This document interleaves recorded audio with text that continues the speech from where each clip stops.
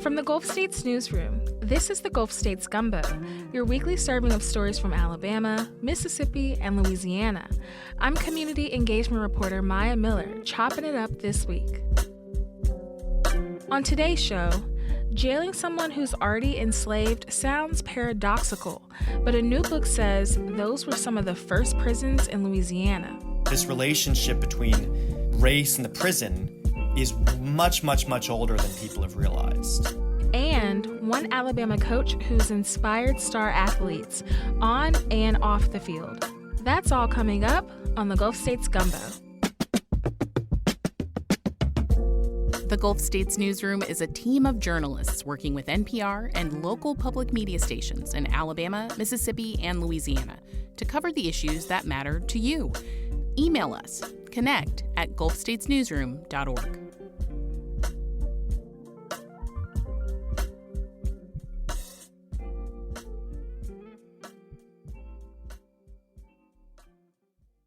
How did jails and prisons take root in Louisiana? A recent book argues it started with slave owners, well before the Civil War. John Bardis is an assistant professor in LSU's history department. He's recently published The Carceral City, Slavery and the Making of Mass Incarceration in New Orleans, 1803 to 1930. He recently joined our criminal justice reporter Kat Stromquist to discuss his research. Hi, Dr. Bardis. Thanks for coming on today. Thank you so much for having me. So your book opens by exploring this budding relationship between slavery, incarceration, and policing in New Orleans before the Civil War. Explain a little bit about what was going on back then.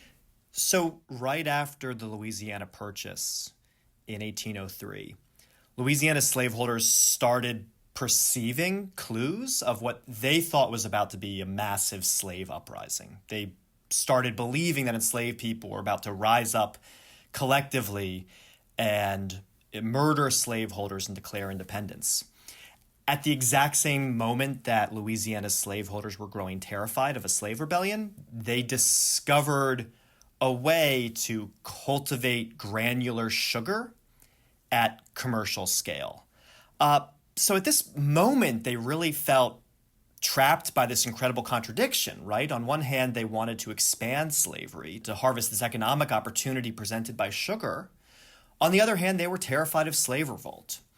The solution that Louisiana's slaveholders reached was to create a network of specialized, publicly funded slave prisons where rebellious and resistant enslaved people would be brought and would be tortured into subjugation. Now, this slave prison system, launched in 1805, would remain in use right up to the U.S. Civil War. So that actually touches on something that I'd wanted to get to. In Louisiana, we talk a lot today about high incarceration rates. But your book shows that even before the Civil War, enslaved people were locked up too, at incredibly high rates. Is that a little counterintuitive for some people? It's very counterintuitive. After all, to incarcerate an enslaved person just fundamentally feels really redundant or maybe paradoxical, right? They don't have any freedoms to take away. Incarceration also meant that an enslaver didn't have access to the enslaved prisoner's labor. So for all of these really completely reasonable reasons, historians have assumed that the South didn't need to develop prisons until after emancipation. But it simply wasn't true. What scholars have missed is that in cities like New Orleans and other major cities like Charleston, Mobile, Nashville, Memphis, authorities constructed massive slave prisons that were built exclusively for the confinement of enslaved people. And the incarceration rates in these institutions were absolutely astronomical. But I think what this shows, what we see when we look at the emergence of slave prisons in the very early 19th century is that the development of prisons that exclusively targeted Black Americans and sought to disproportionately confine Black Americans, That's as old in the American South as the development of prisons itself, and that history is deeply, deeply intertwined with the history of slavery. That this relationship between race and the prison is much, much, much older than people have realized. So then bring us into the present a bit. Your book is a close read of incarceration and policing in New Orleans long before and then after the Civil War. What can we learn from that time as we're looking at mass incarceration today? It's really important for me to recognize that slaveholders in the 1830s thought that their slave prison system was a rational, efficient, morally justified way to inflict torture on enslaved people. We tend to think of slaveholders as the embodiment of an irrational, chaotic, violently disorganized form of violence.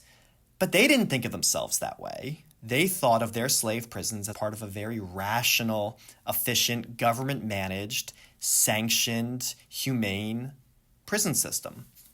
Even while at the same time that those slave prisons were methodically torturing enslaved people by the hundreds each day. By the same token, we owe it to ourselves as a democratic society to look at our own prison system with clear eyes and ask ourselves, what types of violence are we comfortable with, and what types of violence have no place in our society? John Bardes, an assistant professor in LSU's history department, speaking with our criminal justice reporter, Kat Stromquist.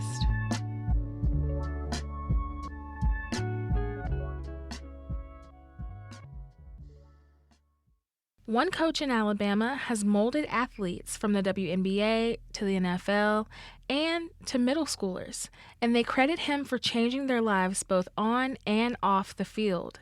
Our sports and culture reporter, Joseph King, introduces us to Birmingham's Coach O.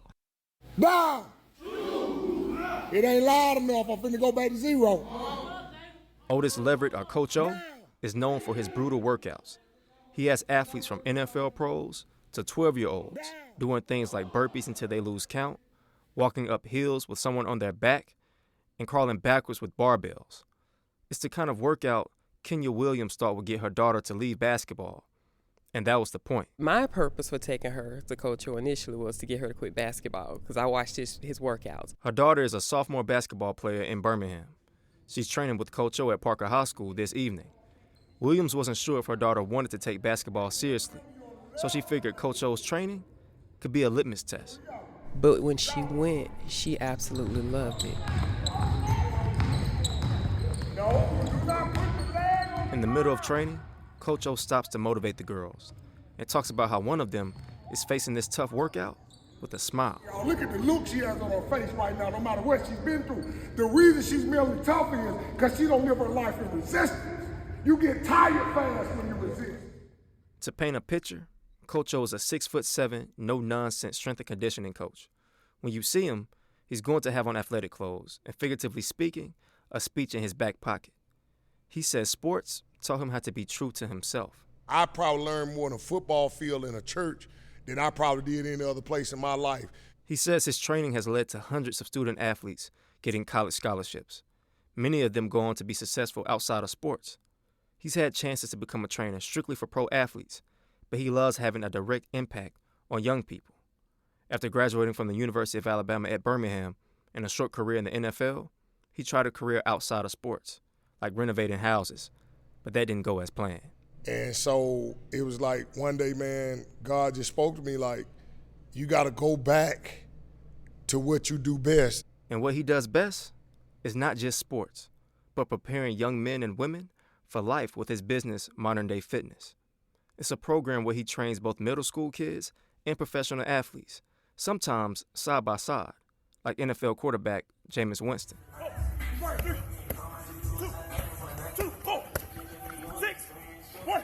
Videos of Coach O's training session with Winston have gone viral for things like Winston swinging a baseball bat with his football helmet on, or Coach O chasing Winston down with boxing mittens.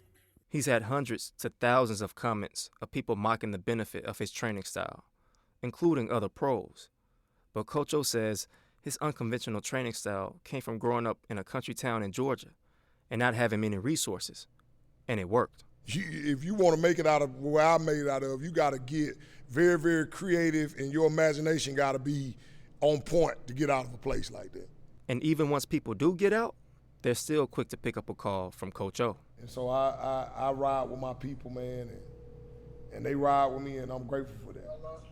What up, Mike? What up, Coach? That's NFL cornerback Michael Jackson.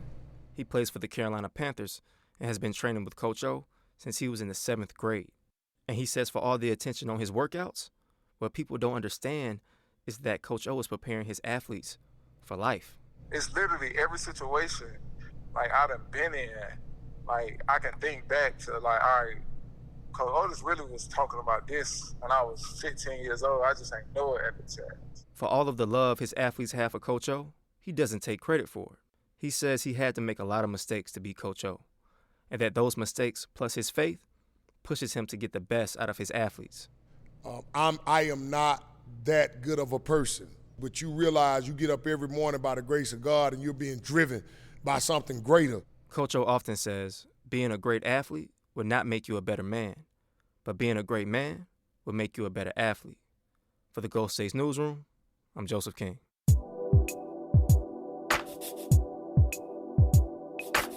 And now it's time for Gulf States Gems, a series that shines a light on some of the treasures of the region.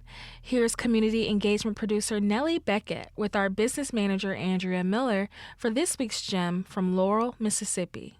Andrea, we were driving back from our staff retreat on the Mississippi coast, and we wanted something fast, but we didn't want to stop at a chain. So looking in downtown Laurel, we found Pearl's Diner. And they say diner, but really it's best described as a meat and three. And a meat and three is a classic Southern restaurant style, which has one meat and 2 or 3 sides. Yeah, we all ordered slightly different variations. You and I had meatloaf. Oh, and the meatloaf, it was to die for. It had broccoli in it, which was surprisingly really amazing. And there were lots of sides, so black-eyed peas, mac and cheese, green beans, mashed potatoes. The interior was really interesting, too. It was a converted old corner building with original tile and woodwork and pictures of Miss Pearl and her family on the wall. And the employees were super friendly, which reminds me a lot of other great meat and threes in the South, like Nikki's West in Birmingham. What does it remind you of? So my personal favorite is Panny George's in the cafeteria of the Legacy Museum in Montgomery, Alabama. Everything there is fresh prepared, but my favorite are the lima beans. So whether it's Pearl's Diner or the one in your town, if it's a meat and three, it's probably a Gulf States gem. You can see pictures of Gulf States gems from across the region on our Instagram. And we want to hear about a place you consider a gem, whether it's a restaurant, a bookstore, or your favorite hideaway. Send us your suggestions. Email connect@gulfstatesnewsroom.org. This week's Gulf States Gumbo was produced by me, Maya Miller. Our head chef this week is Stephan Bisaha. Our theme music is by DJ Supreme. Special thanks to our partner stations, WBHM, Mississippi Public Broadcasting, WWNO, and WRKF. You can find us in your podcast feeds every Friday. Look us up and be sure to subscribe.